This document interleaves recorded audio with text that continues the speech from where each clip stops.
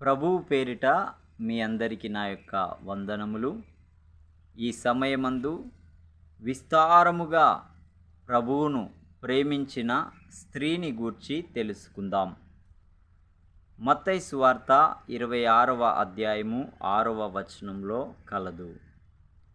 ఈమె కన్నీటితో యేసు పాదాలు కడిగింది, తల కురులతో ఆయన పాదాలు తుడిచింది, ఆయన పాదాలను మానకుండా ముద్దు పెట్టుకొనెను.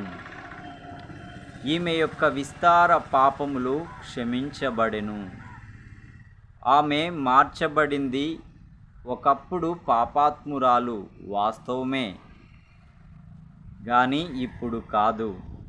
ఇప్పుడు పరిశుద్ధురాలు అయ్యింది.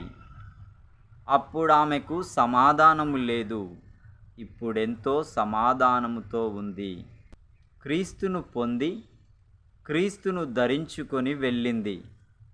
ఎంతటి పాపినైనా ప్రేమించి రక్షిస్తాడు మన ప్రభు అయిన యేసుక్రీస్తు.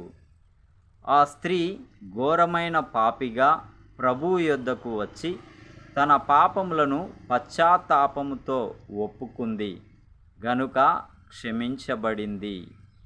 మొదటి యోహాను పత్రిక 1వ అధ్యాయము 9వ వచన ప్రకారంగా ఆమె పశ్చాత్తాపడుట వలన ప్రభు కనికరము పొంది క్షమించబడి పవిత్రురాలిగా ఎంచబడినది.